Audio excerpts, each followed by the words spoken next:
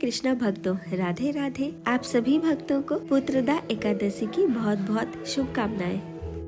पौष मास के शुक्ल पक्ष में आने वाली एकादशी का नाम पुत्रदा एकादशी है। पुत्रदा एकादशी का व्रत करने से संतान की कामना करने वाले भक्तों को संतान की प्राप्ति होती है। इसके साथ ही जिन भक्त के संतान है वे अपनी संतान की रक्षा उनके दीर्घायु के लिए इस व्रत को करते हैं। पुत्रदा एकादशी के दिन व्रत रखकर भगवान श्री हरि विष्णु की पूजा आराधना करने से भक्त के सभी काम सफल होते हैं और उनके जीवन में सुख सौभाग्य की प्राप्ति होती है। यह व्रत संतान सुख के साथ साथ भौतिक सुख और परलोक सुख को देने में भी सक्षम है और जिसकी कथा स्वयं भगवान श्री कृष्ण ने महाराज युधिष्ठिर को सुनाया था। तो आइए हम सब पुत्रदा एकादशी व्रत कथा का श्रवण करते हैं। महाराज युधिष्ठिर ने भगवान श्री कृष्ण से पूछा, भगवान, पौष मास के शुक्ल पक्ष में आने वाली एकादशी का क्या नाम है? कृपया करके आप मुझसे उसके महत्व का वर्णन कीजिए। तब भगवान श्री कृष्ण बोले, हे राजन, मैं जो अब आपसे कहने जा रहा हूँ उसे ध्यान पूर्वक सुनिए। प्राचीन काल में द्वापर युग का समय का आरंभ था। उस समय राजा महीजित अपने राज्य माहिष्मतीपुर का पालन करते थे, लेकिन उनकी कोई संतान नहीं थी और इसीलिए सारी माया होने के बाद भी उन्हें सुख की अनुभूति नहीं होती थी और अपनी ऐसी अवस्था देखकर उन्हें बहुत चिंता होती थी। तब एक दिन उन्होंने अपनी प्रजा वर्ग में बैठकर उनसे इस प्रकार कहा, हे प्रजाजनों, इस जन्म में मुझसे कोई पातक नहीं हुआ। मैंने कभी भी अपने खजाने में अन्याय से कमाया हुआ धन भी नहीं जमा किया है।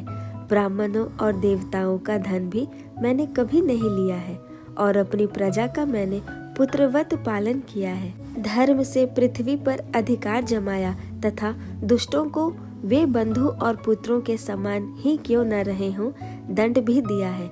जितने भी शिष्ट पुरुष हैं उन सभी का सम्मान किया है। फिर ऐसा क्या हुआ कि मेरे घर में आज तक एक संतान नहीं हुई है?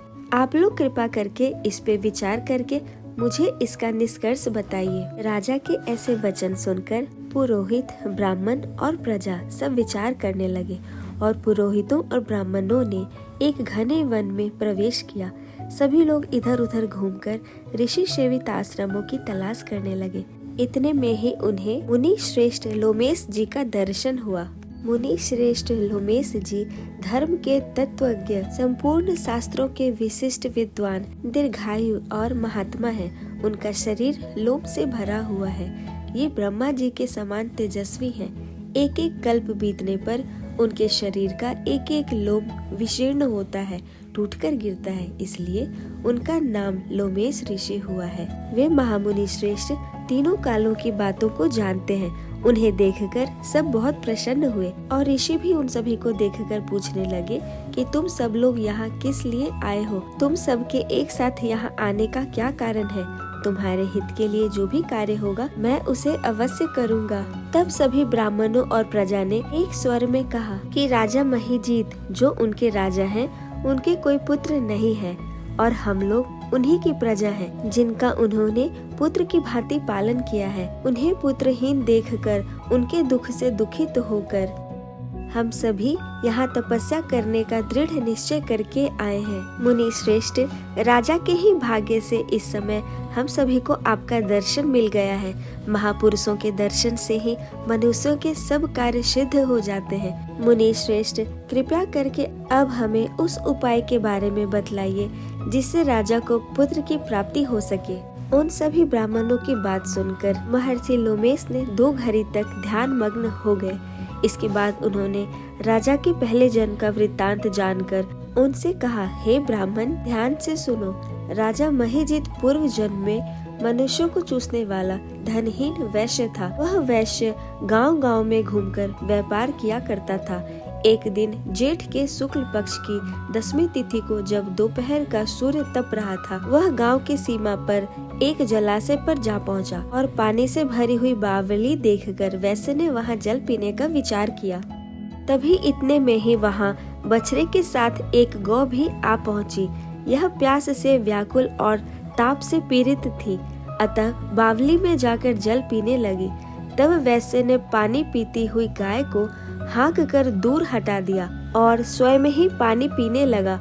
उसी पाप कर्म के कारण राजा इस समय पुत्रहीन हुए हैं, लेकिन किसी अन्य जन्म के पुण्य कार्य करने के कारण उन्हें अब राज्य की प्राप्ति हुई है। यह सुनकर ब्राह्मणों ने कहा, हे मुने, पुराण में सुना जाता है कि प्रायश्चित रूप पुण्य से पाप कर्म नष्ट होते हैं। अतः आप हमसे ऐसे पुण्य का उपदेश कीजिए जिससे उस पाप का नाश हो जाए। तब महर्षि लोमेश जी बोले, हे प्रजाजनों, पौष मास के शुक्ल पक्ष में जो एकादशी होती है, यह पुत्रदा एकादशी के नाम से विख्यात है। इसके साथ ही वह मनोवांछित फल प्रदान करने वाली है। अतः तुम सभी लोग इस पुत्रदा एकादशी का व्रत करो और इसके पुण्य फल से राजा को अवश्य संतान होगी। महर्षि की यह सब बात सुनकर सभी प्रजाओं ने मुनि को नमस्कार किया और अपने नगर में वापस आ गए। और अपने नगर आकर विधि पूर्वक सभी ने सच्चे भक्ति भाव से पुत्रदा एकादशी व्रत का अनुष्ठान किया और उन्होंने विधि पूर्वक व्रत करके जागरण करके अपने इस व्रत को पूर्ण किया और सभी ने इस व्रत का निर्मल पुण्य अपने राजा को दे दिया और इसके पुण्य फल से राजा और रानी को सर्व गुण संपन्न एक दिव्य पुत्र रत्न की प्राप्ति हुई और राजा के सभी कष्टों का निवारण हो गया। अतः पुत्रदा एकादशी व्रत करने से और इस व्रत की कथा का श्रवण करने से मनुष्य सभी पापों से मुक्त हो जाता है और उसे मन वांछित फल की प्राप्ति होती है और इस लोक में सभी सुखों की प्राप्ति कर कर वह स्वर्गीय गति को भी प्राप्त होता है और भगवत धाम को प्राप्त होता है। तो यह थी पुत्रदा एकादशी व्रत की कथा। आप सभी भक्तों का हमारा यह वीडियो देखने के लिए बहुत बहुत धन्यवाद। आपको यह कथा अच्छी लगी हो तो कृपया लाइक एंड शेयर करें और हमारे चैनल को सब्सक्राइब भी करें। अगली कथा के साथ हम फिर से मिलते हैं। तब तक के लिए हरे कृष्णा भक्तों, राधे राधे।